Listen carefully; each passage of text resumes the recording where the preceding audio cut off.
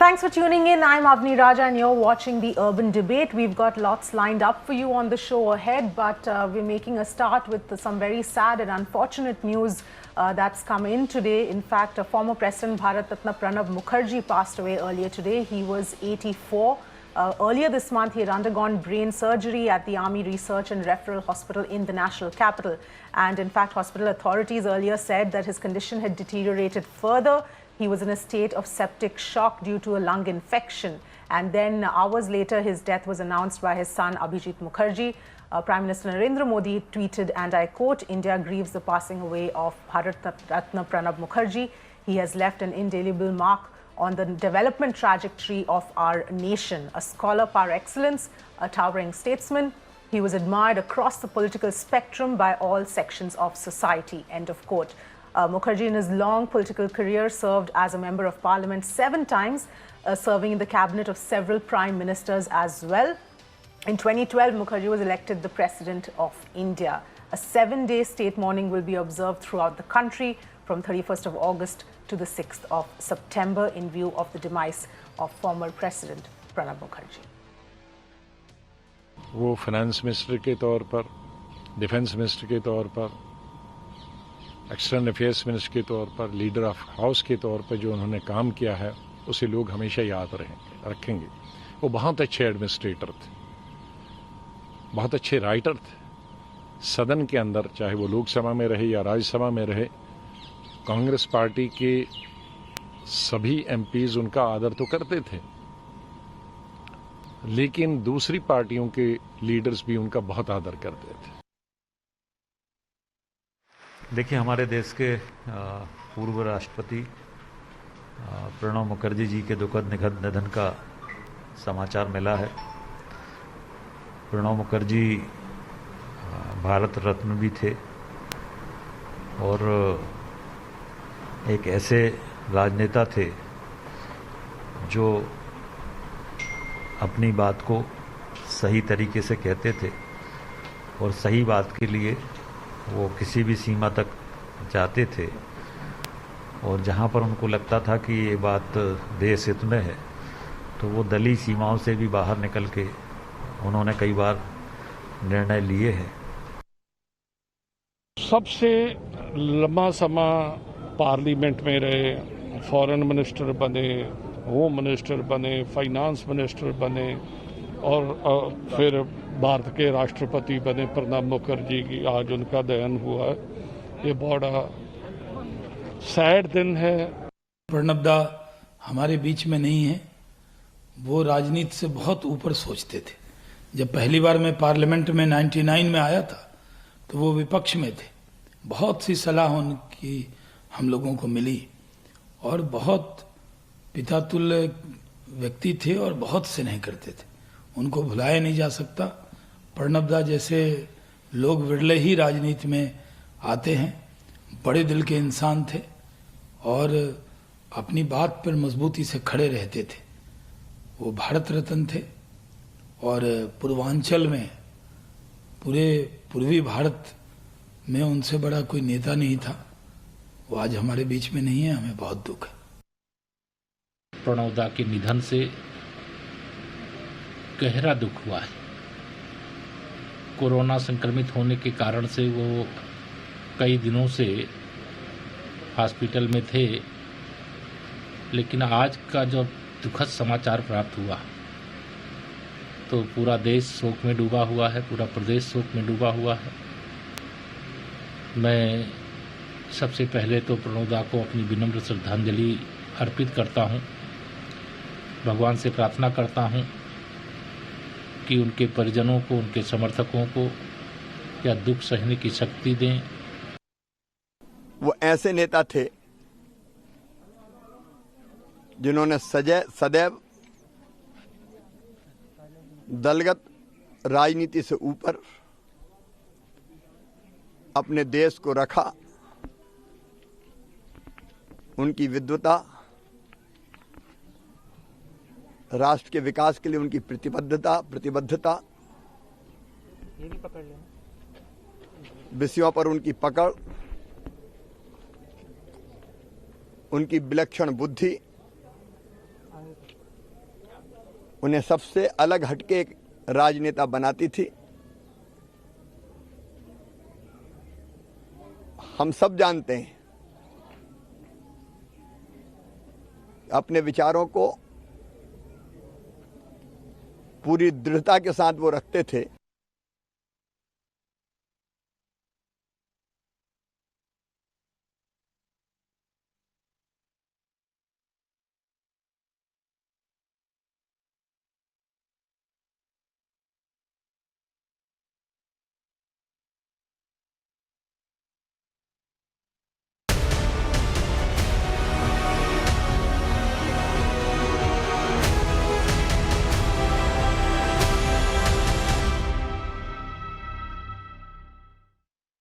And let's now get you all of the latest developments as far as the Sushant Singh Rajput investigation is concerned.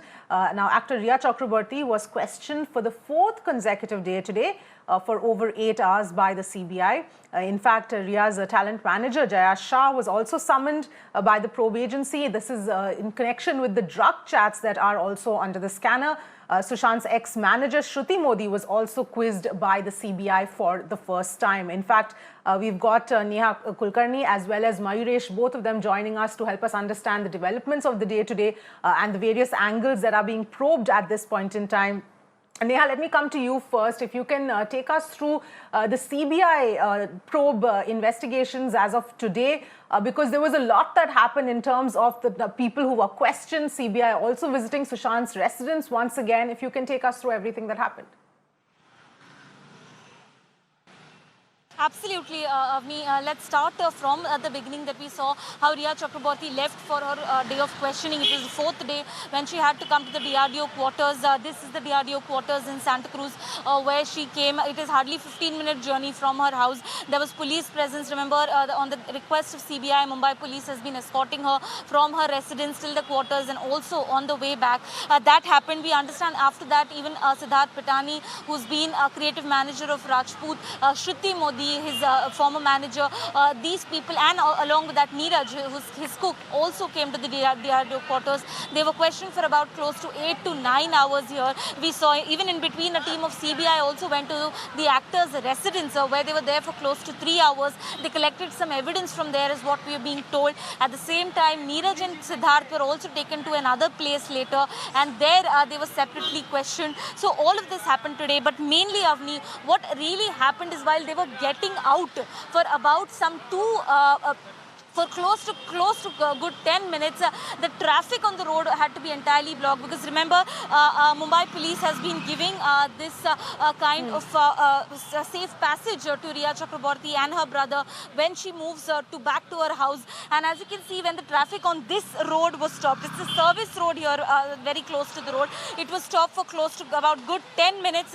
It created complete chaos here. And then later, when people started complaining, the cops unblocked the road and the vehicles were allowed to move. But yes, for some time it was a chaotic situation out there. Later we saw Rhea Chakraborty getting out along with her brother. Shruti Modi also left with her, and sooner Siddharth Pitani was also out from the quarters. Right, and Neha, there's another angle as well that is under on the scanner at this point in time, which is with regards to Rhea's visit to the mortuary when Sushant died, and that is something that is also being probed. Again, there are various versions that have emerged, but if you can tell us what has been the development on that front. Absolutely. Avni, yes, that was another important development that took place today.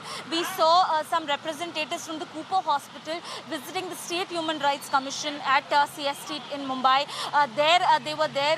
The representative from the hospital had come because the Human Rights Commission had summoned them to question about how Rhea was allowed inside the mortuary of a government hospital where the access to relatives is not given, to which the Cooper Hospital has completely denied the evidence. They have said that they are doing no wrong because they never allowed Rhea to come inside the hospital.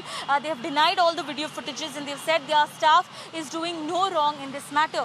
We also understand that DCP Zone 9 of Mumbai Police, Abhishek Trimuke, was also summoned today, but he failed, he did not come, and which is why on 7th of September, the Human Rights Commission has called both of these parties, which is Cooper Hospital and the Mumbai police representative to appear again, and the Cooper Hospital should be preparing a report filled with the rules and guidelines of what should be done usually in these cases, and that hearing is happening on the 7th of September again with the Human Rights Commission. All right. Well, those are the important angles from the CBI perspective, and that other issue as far as Cooper Hospital and Ria's visit to the hospital when Sushant died is concerned. But let's now move to the other angle. Now we're going to talk about the Enforcement Directorate probe. Remember, this is a tri-agency probe we're talking about. The CBI, Enforcement Directorate, as well as the Narcotics Control Bureau. All three are investigating different angles in this case. Now, apart from Ria, businessman and hotelier Gaurav Arya appeared before the Enforcement Directorate for his alleged involvement in the drug chats with Ria Chakraborty. Now, Gaurav Arya landed in Mumbai last evening from Goa and was questioned by the ED for over 8 hours as well. Mayuresh has been tracking that angle for us. So, Mayuresh, what can you tell us? Absolutely, Avni. Gaurav Arya reached ED office somewhere around 10:30, and we have been given to understand that 11:15 his questioning started, which lasted till 7:30, 7:45. So in that, so basically, who is Gaurav Arya? He's a hotelier businessman from Goa. He's got hotels in Goa as well as in few cities in India, and also have got few properties abroad. So why he has been questioned or summoned by CBI?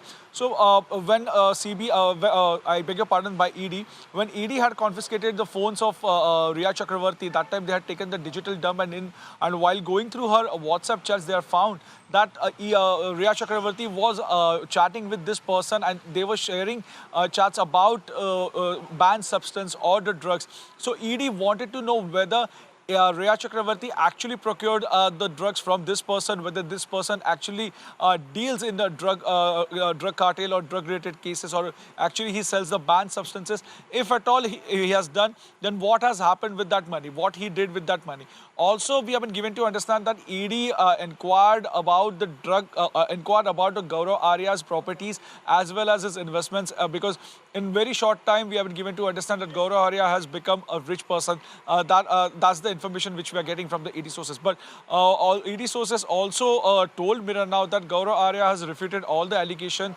regarding his links to the drug cartel or his links to the Ria Chakraborty and drug. Avni, there is another point which ED wanted to get more information from Gaurav Arya is about does he have any kind of other relation with the Bollywood people, and even if he is basically selling them drugs or doing any kind of transaction of drugs. So all these points ED basically questioned them, but we have been given to understand that Gaurav Arya has been denied everything. He denied all the allegations against him. Back to you. All right, Mayuresh, Neha Kulkarni, thank you so much for joining us with all of those details. We, of course, keep tracking all the developments in this case. But for now, thank you for joining us.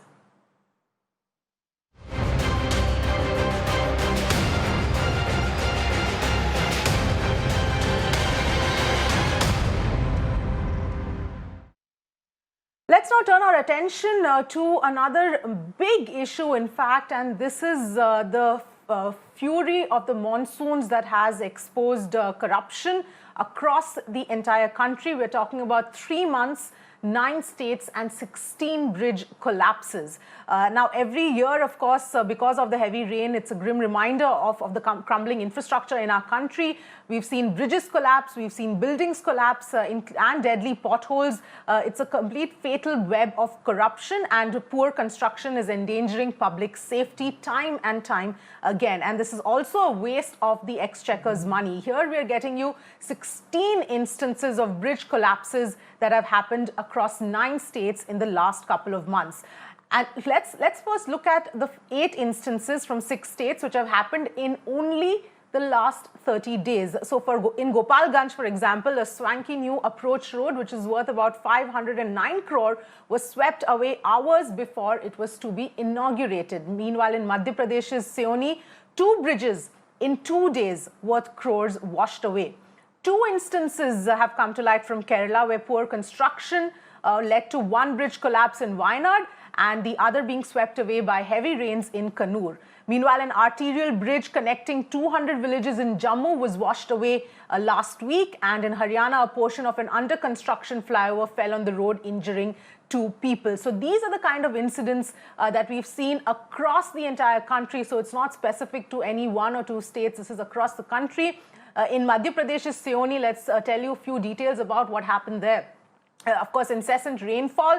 A bridge was washed away today. The entire area was completely flooded after heavy rainfall. Now, this bridge was constructed 8 years ago at a cost of about 4 crore. Now, the pillars of this bridge are still intact, but the bridge itself was completely washed away. Now, this bridge was very important because it connected 70 to 80 villages in Seoni in a matter in 2 days. Now, in the first instance, the bridge, which was meant to be inaugurated yesterday in Seoni, got completely washed away.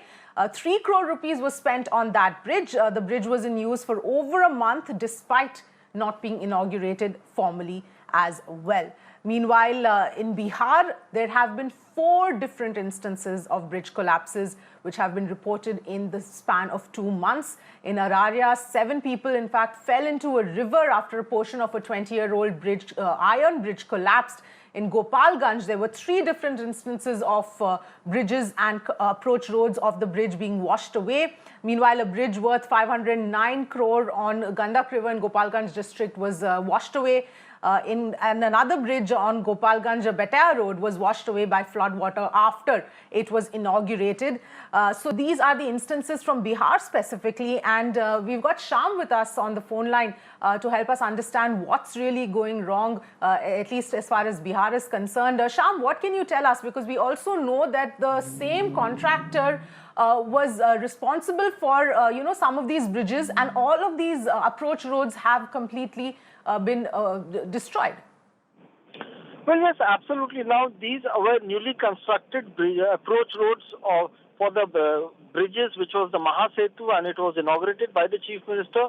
And one of the project was to inaugurate it by the Chief Minister a few hours before the approach road was washed away. Now, what is surprising is that the contractor in both the cases was the same, but till today, not a single action has been taken against the contractor, neither has he been blacklisted.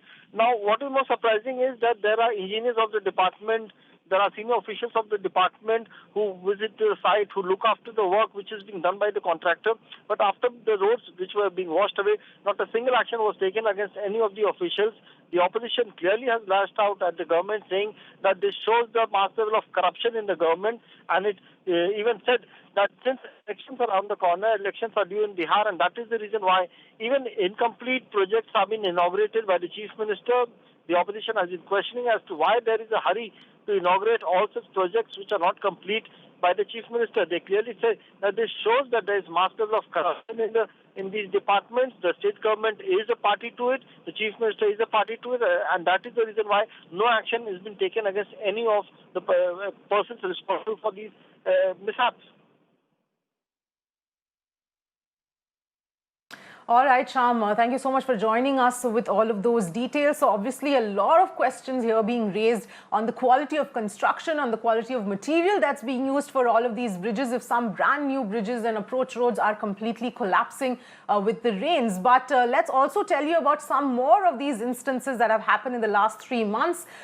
Beams of an under construction bridge collapsed in Kannur on Thursday, which was a loss of about 3 crore. Which is estimated in this case. Lumti Bridge over Gosi River in Uttarakhand's Pittorgarh was washed away after heavy rains on July 28th. Then on July 6th, a 30-year-old bridge collapsed post heavy rains in Gujarat's Junagadh as well. In fact, a bridge on Dumduma Bagdan Road collapsed due to incessant rain in Tinsukia on the 24th of June. Meanwhile, in Bengal's Burdwan, a temporary bridge connecting West Bardhaman and Birbhum districts were washed away after rains on the 20th of June. So these are just some of these instances where we've seen the bridges, as you can see on your screens, completely being washed away. And this definitely calls for serious questions to be raised as to why this is happening.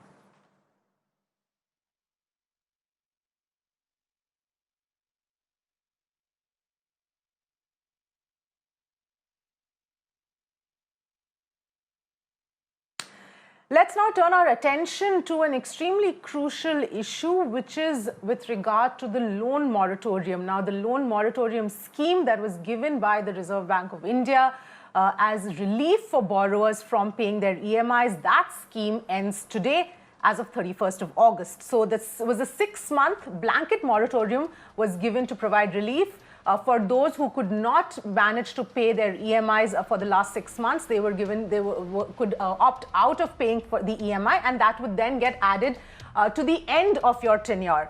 So if you've opted for the moratorium for these last few months, you will now, from next month onwards, as from tomorrow onwards, as per your dates, you will have to start paying your EMI once again.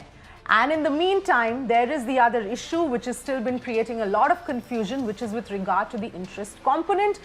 And that still continues. Now, this issue is in court. There is still no clarity about it. It wasn't made clear when the moratorium was announced itself, and that hopefully we should get clarity in some time now. But the big question here that we are going to be talking about is whether the moratorium period should be extended. So many people have lost their jobs, they face salary cuts, they're unable to even pay school fees for their children. How are they going to make the EMI payments? And that is a big question, which is why there's a huge outcry, huge chorus for extending the loan moratorium scheme. But on the other hand, even if the loan moratorium scheme was extended by a few months, say another 3 months, is that going to really solve the problem? What's really going to change in 3 months with respect to somebody who's lost their jobs or somebody who's faced a salary cut? Is the economy going to suddenly turn around? We've seen the GDP numbers as of today, a massive contraction, the worst GDP number ever on record for India. That, of course, was expected. But the RBI also expects that the contraction is going to continue for the rest of this year, if not longer. So what's going to change in 3 months? And let's not forget that this kind of a scheme is going to impact the banks as well. We won't know the extent of the non-performing assets or the bad loans, as they're called, until much, much later. So there are all these angles to really consider, but at the end of the day, there are a lot of people who need this relief. What are they supposed to do? And joining me, we've got a whole host of people to understand this and to give some perspective.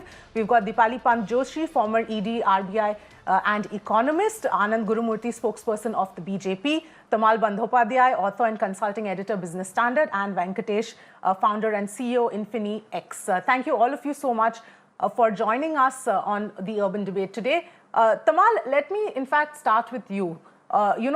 What is your own perspective of this issue? Like I pointed out, there's so many layers, there's so many angles, but at the end of the day, there are people who need the help, who need the support. What are they to do?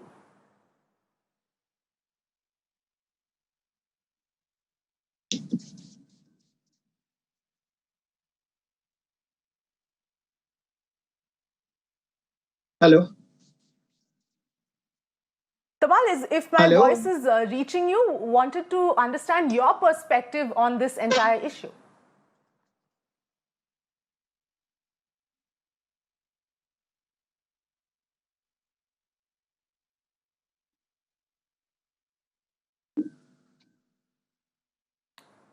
All right, I think we've got audio issues with Tamal's line. We'll try and reconnect.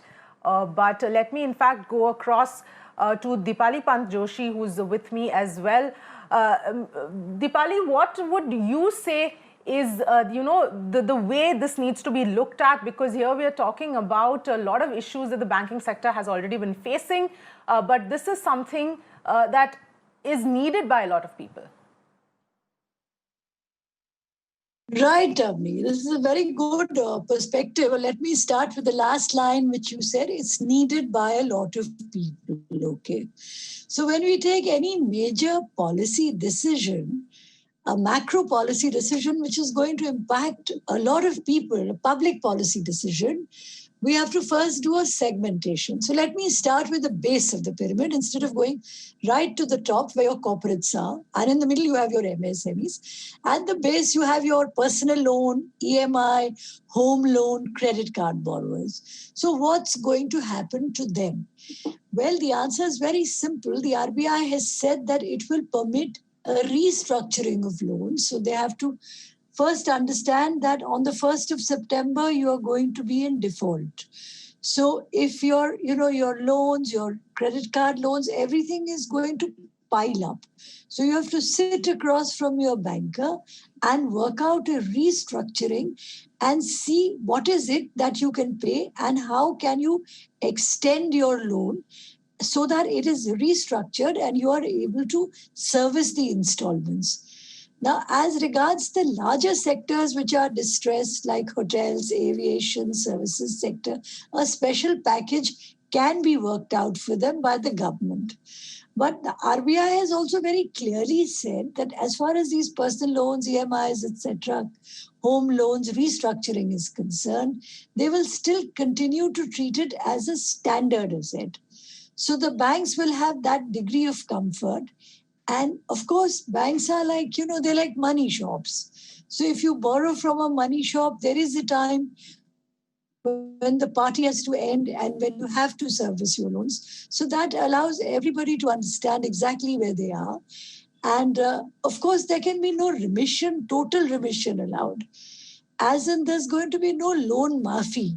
So you have to be ready to knuckle down and pay your installments and pay your loans, but the bank also has to be ready to restructure the loans, and the bank will be more than willing to meet you halfway, because otherwise if you renege totally, then that sits as a big hole in the bank's books. And we all know that banks need to be well capitalized in order to keep lending. So I'll stop here, Avni. If there are more questions from you, I'd be happy to answer.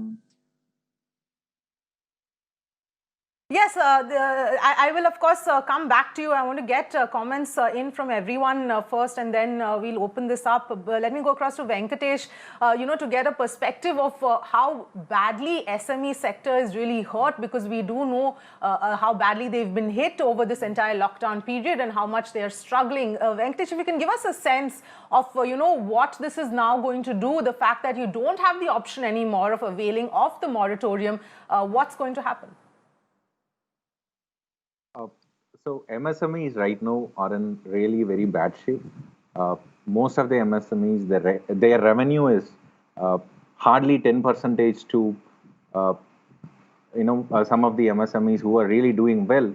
They probably have up to 70-80% of their pre-COVID revenue, right? So most of the MSMEs right now are stressed financially as well as emotionally. Things are still uncertain, even though unlock is happening, unlock 4 is happening from tomorrow, but still MSMEs are in huge stress. This is the actual situation. If MSMEs are not taken care of by the government, that is going to have a huge blow to the economy of this country, and a lot of, there is going to be a cascading effect, right? So yeah. To summarize, we are in bad shape. MSMEs are in bad shape.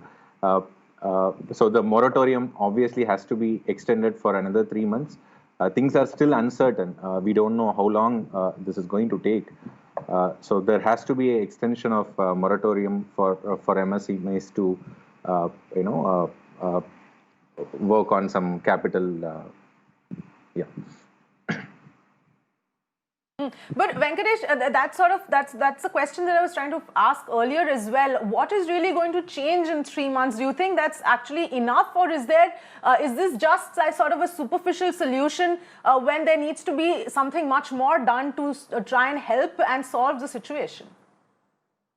Certainly, there are, there was this 20% top-up loan which was provided earlier, which certainly helped some of the MSMEs. Of course, there was eligibility constraints to a lot of businesses.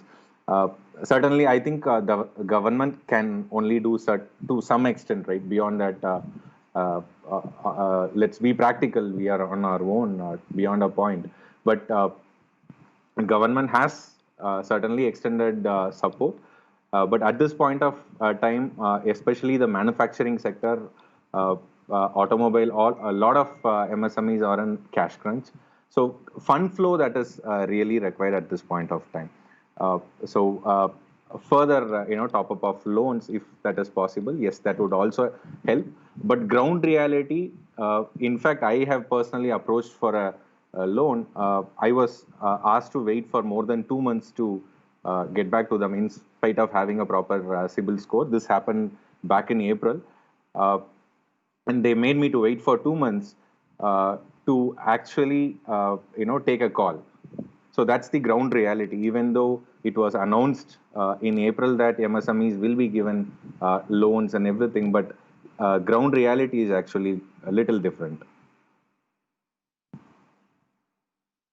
Okay. Tamal, if my voice is reaching you right now, your take, your opening comments on this entire issue? Yeah.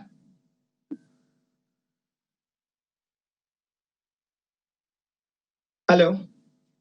Yeah. Yes, Tamal, please go ahead.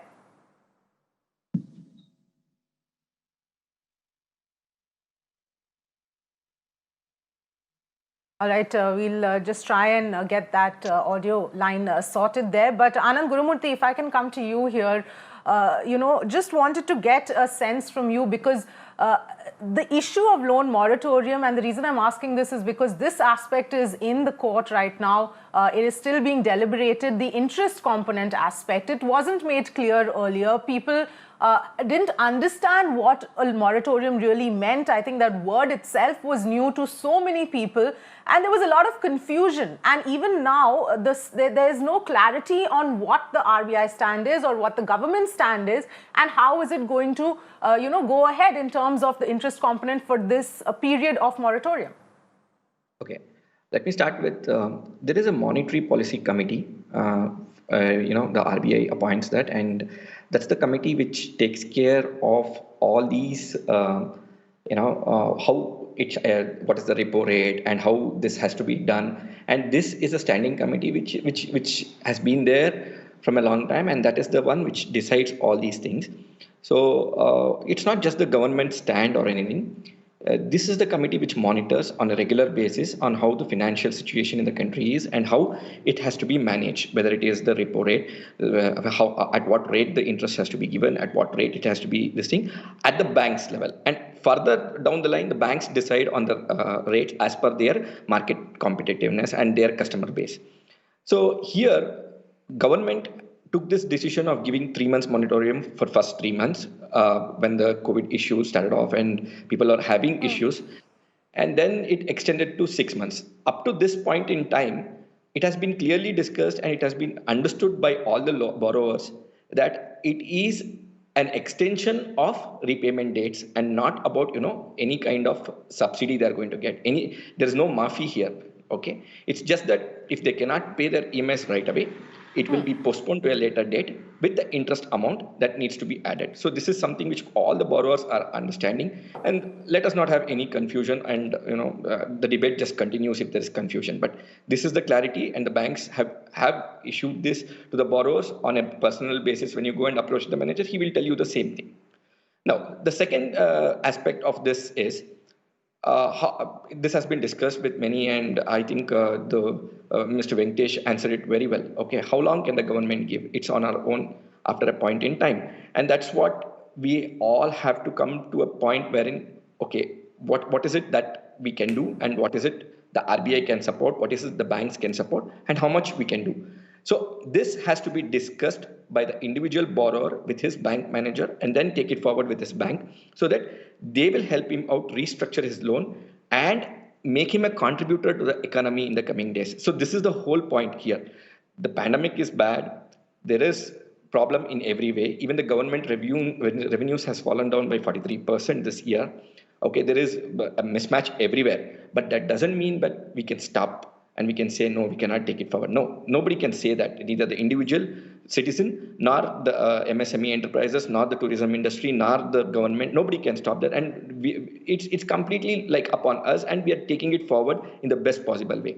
From the government side and from the party side, whatever we discuss on a daily basis is how it is affecting.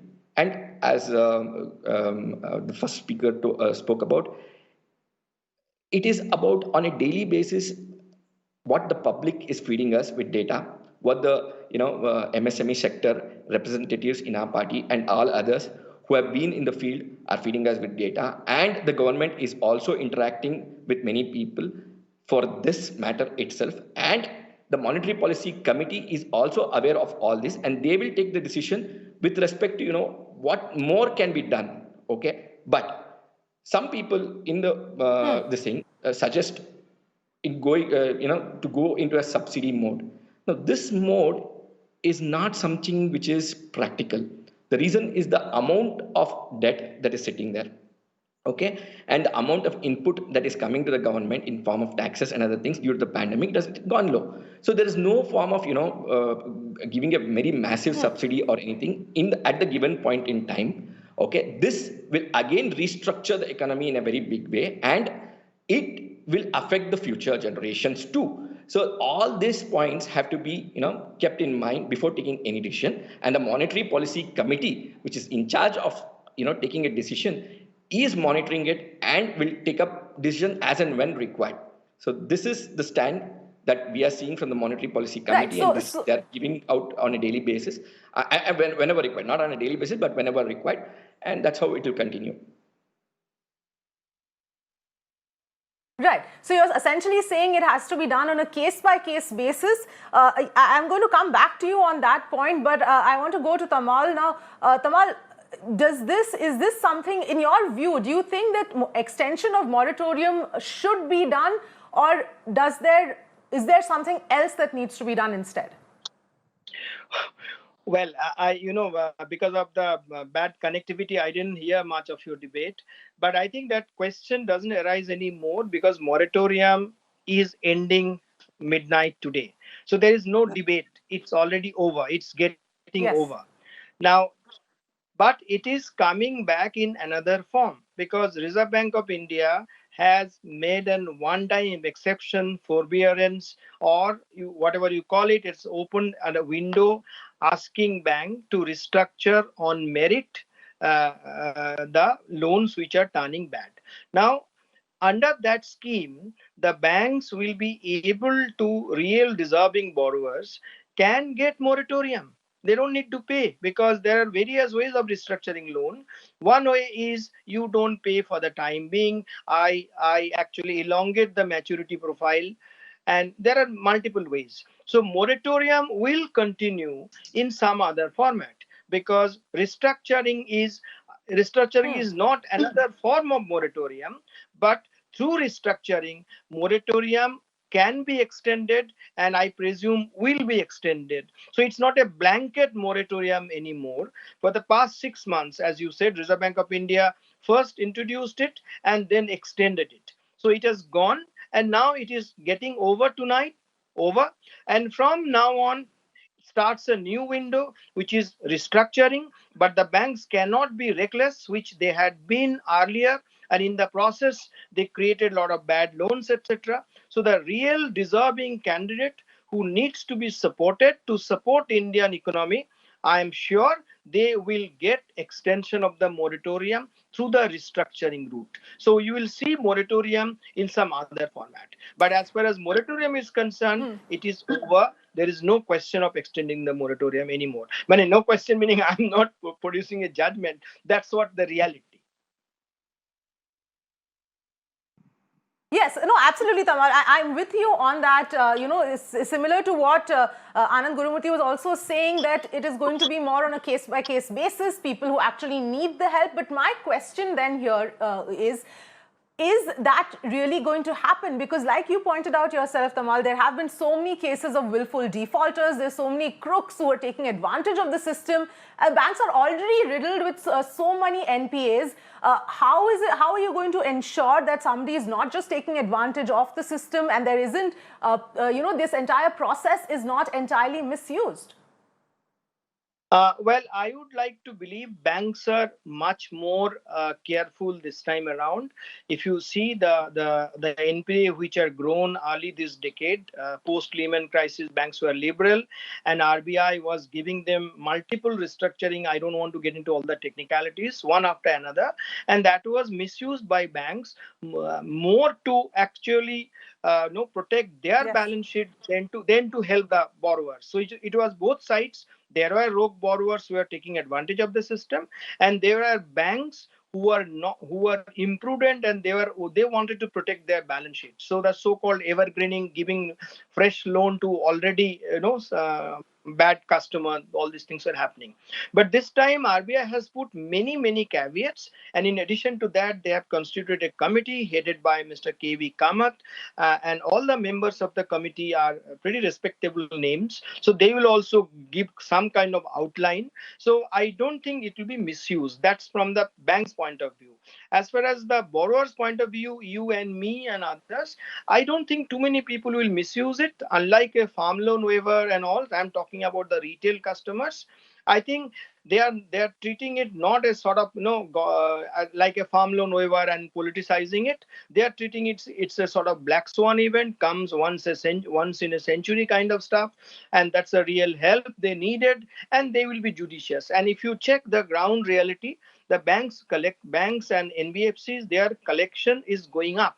What was the case in April? May is better, June is better than May, July is better than. So they are. If you look at the banks' balance sheets, Indian banks, they follow a system of accrual accounting system, which means if you are my borrower, even if you are not paying, I am booking your interest. But in reality, I'm not getting the interest. But actual people giving me the interest and servicing loan, which were probably 20 or 30% in April and May, have gone up to, in some cases, 90-95%. In other cases, 60%. Because there are lockdowns, at various, even though. So we have not been able to tackle COVID as yet.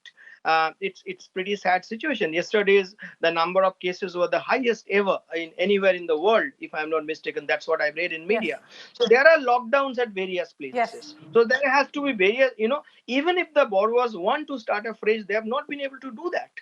So I think the larger issue is we need to figure out how to tackle COVID, how to come back to normalcy. I don't see too much of misuse, but there will be sectors like aviation, like tourism, travel, tourism, aviation, etc. They are more affected than others. So they will take a while before the others. So, and there the banks need to use it judiciously. And wiser with the past experience, I'm sure the banks will be judicious this time. Okay. All right. Let me go back to Deepali Pant Joshi. Deepali Pant, I want to flip the question I asked Tamal on its head and, ask you about the fact that in sort of being banks having to be judicious this time, they have to ensure that this doesn't sort of pile up. Is it going to become a situation where when it's being done on a case-by-case basis, banks in an effort to play it safe will not end up even helping the people who need the help and, for fear of the fact that it may not come back later and it may sort of add on to the bad loans in the future? No, Avni, let me go back. As I mentioned, there has to be a segmentation. Let me first address the MSME issue, which was raised by one of your participants. See, in the MSME restructuring illustrates this because we have said, the RBI has said it has to be a standard asset as on 1st of March 2020, which means you cannot really game the system. If it was not a standard asset as on 1st March 2020, then it cannot be restructured because the COVID impact has been felt after that, and these ameliorative measures are there for the COVID impact. Now, the second issue which you asked me was that will the banks not do anything? No, that's not a choice of the banks. And as regards the case-by-case issue, Avni, even though there is a committee which will lay down the metrics and the broad parameters, even though the RBI has a 7th June circular on the framework for addressing these issues, at the end of the day, it is always the commercial decision of the bank, which no one can really interfere with. So it has always been a case-by-case decision of the bank to restructure a loan. Now, what is the interest of the bank in restructuring a loan? That's what I really want to explain, because you see, if the bank is unwilling to restructure your loan, then as the loan will sit like a dead duck on the bank's books, and the bank's books will look red. So the bank is very keen to clean up its balance sheet so that it's like a money shop. It has to keep onto a cycle of lending, because the bank earns interest which it pays out to its depositors, because then the depositors and the pensioners like me will also protest that they're not getting interest on their deposits, or a valid interest which will help them to survive COVID. So it's a sort of no-win situation where the banker has absolutely no exits. He has to sit down and he has to meet the borrower halfway and restructure the loan. If he does not meet the borrower halfway, if he's unwilling to offer any concession, then he just gets the whole loan on his books. So he cannot renege from that commitment, and the loan will have to be restructured. As far as the MSMEs are concerned, the entire Atmanirbhar Bharat exercise takes the MSMEs as its cornerstone, for the simple reason that let's look at the larger picture. We are rebooting India's economy. We are getting back to normalcy. We want jobs to happen.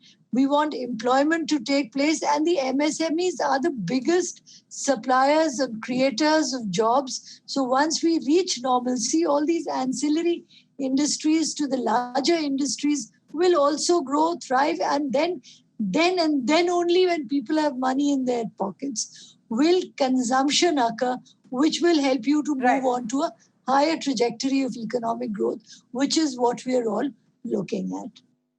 And then your festive season is coming, and the great Indian middle class will splurge in the festive season, which will again will ratchet up economic growth.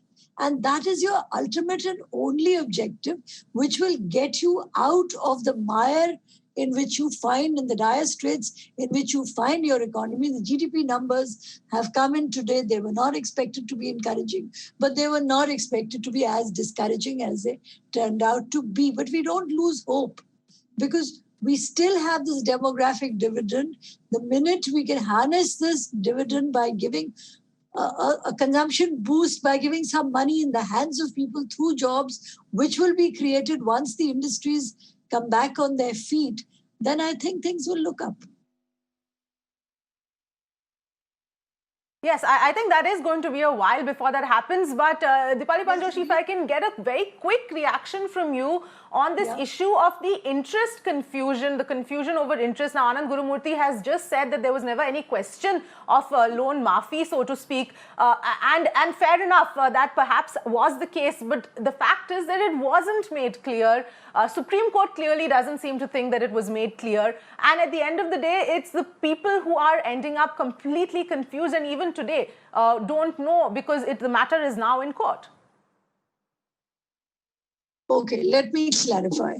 The issue was, will you have to pay the interest which your loan is going to accrue, which is going to accrue on your loan in these 6 months of moratorium? So yes, sadly, you will have to pay that interest unless the central government decides that it is going to waive that aside under disaster management, under black swan, or under whatever dispensation it chooses. As far as the banks are concerned, the best thing which they can do is they treat it as a component of your term loan. So it does get added on, and you do have to pay it back. Why do you have to pay it back? Because as I was trying to explain, the bank is, after all, a money shop.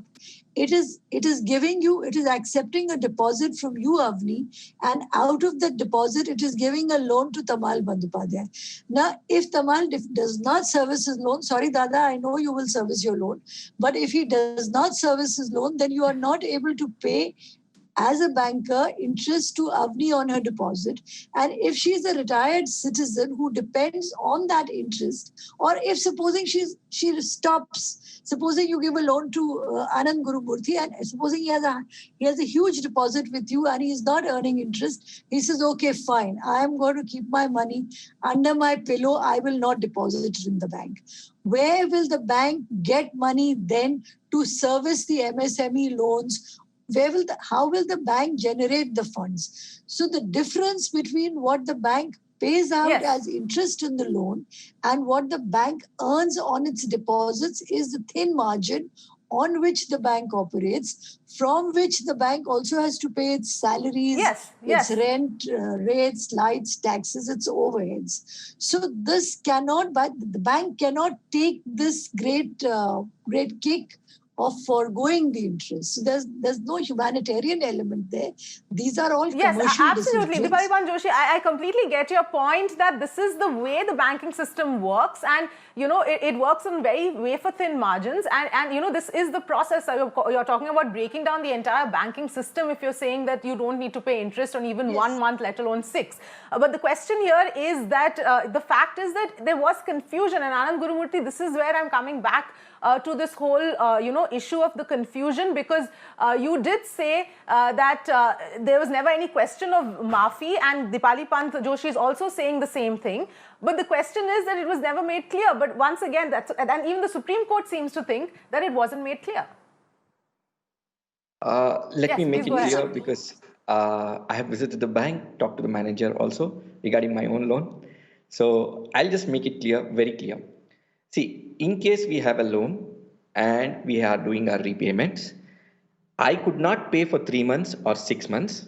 That interest gets added up, it gets restructured. And for that interest, again, if there is an interest, yes, that also gets added up, because that's a contract between me and my bank.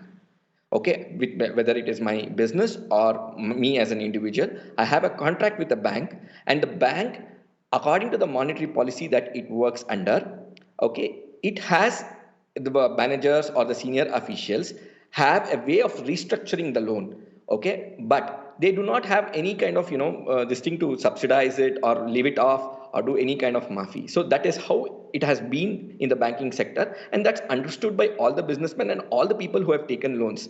Okay, I don't know where the confusion started or why the confusion started, but this is understood. And in case, okay, any borrower had not understood it, I'm sure he would have approached in the last 6 months or even called up his bank manager, and they would have explained to him this part.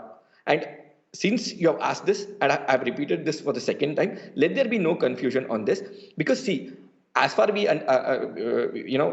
we understand that everybody understands that these are bad times and people are going through very stressful situations.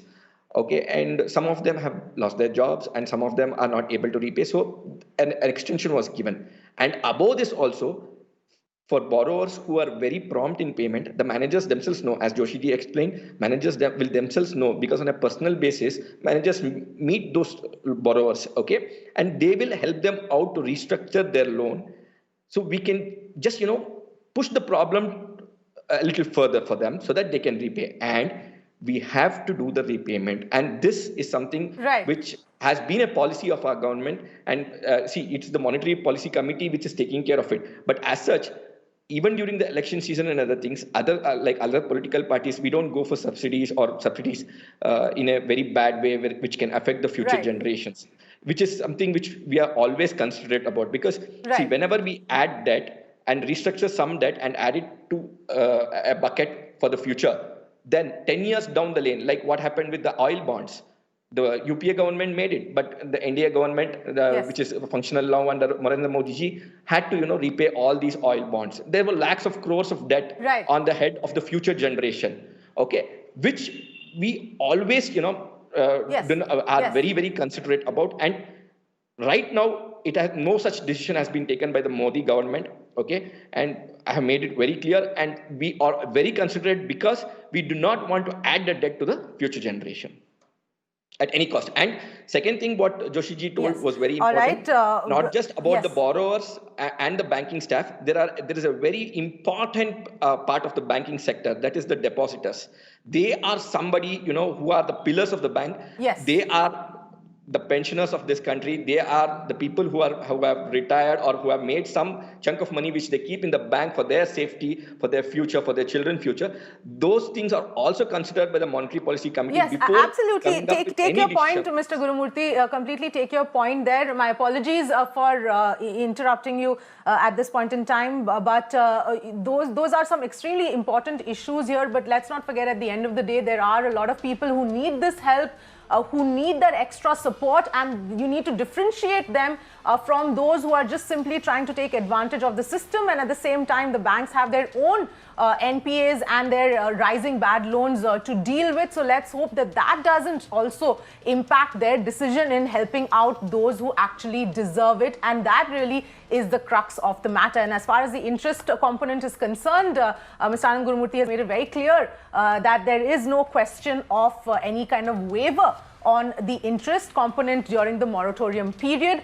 So that aspect is also something that all borrowers and all of those who have availed of the moratorium period should understand. I'd like to thank all my panelists for joining us on this debate tonight.